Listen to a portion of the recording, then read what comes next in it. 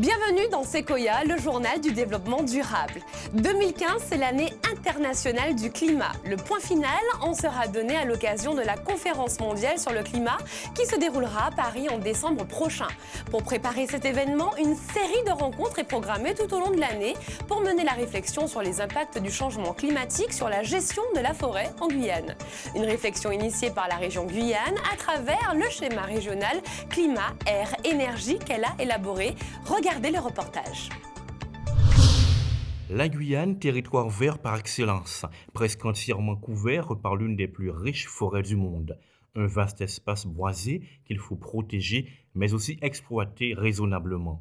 C'est l'objectif que s'est fixé la région Guyane à travers une stratégie de développement durable endogène mise en place en 2010. C'est une stratégie qui repose essentiellement sur qui prend en compte essentiellement l'augmentation de notre population. C'est un facteur très important puisque nous savons que la population augmente en moyenne de 4%, sachant que sur certaines parties du territoire, elle est de 9% du côté du Maroni et 7% du côté de l'Oyapock. Donc notre développement économique prend en compte cet élément et également le changement climatique. Pour prendre au mieux les décisions et appliquer une gestion raisonnée de la forêt guyanaise, la collectivité territoriale s'appuie sur la recherche appliquée en lien avec le développement. La Guyane est un espace boisé forestier et c'est vrai que en faisant du développement, nous avançons donc vers la forêt.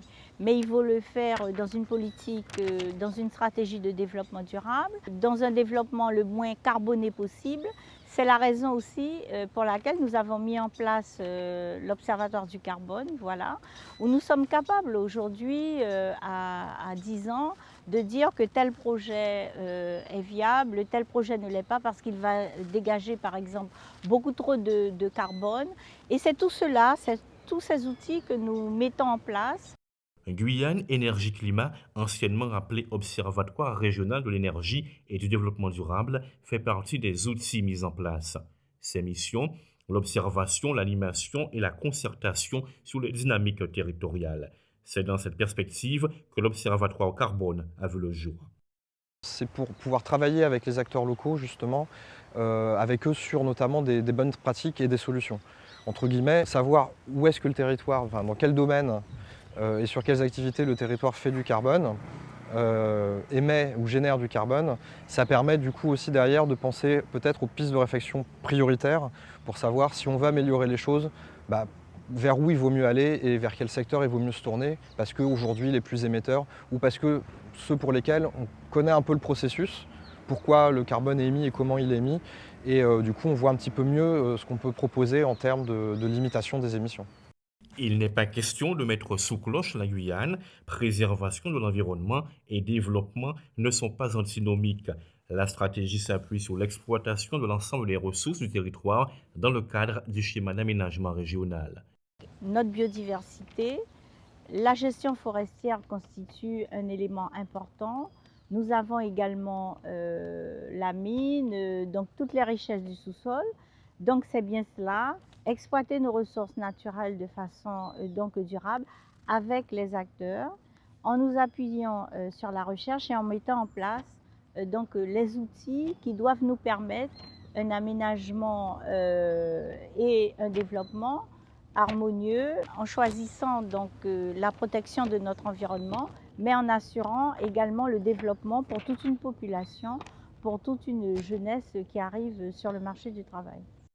En cette année internationale du climat, la Guyane doit bien sûr assurer sa visibilité à l'échelle nationale, européenne et mondiale, mais pas seulement.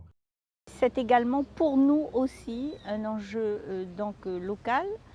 Et la place que nous prenons, et nous avons commencé à travailler sur la thématique climatique depuis 2013. Alors en cette année 2015, eh bien, nous mettrons sur la table, si je puis m'exprimer ainsi, eh bien, les travaux que nous avons faits sur la forêt. Alors ces problèmes sur la forêt, sur l'eau, sur les inondations, sur les risques naturels, nous les avons déjà abordés, nous les affinons. La richesse de la biodiversité guyanaise est reconnue. Sa valorisation scientifique et économique doit permettre d'assurer l'attractivité du territoire.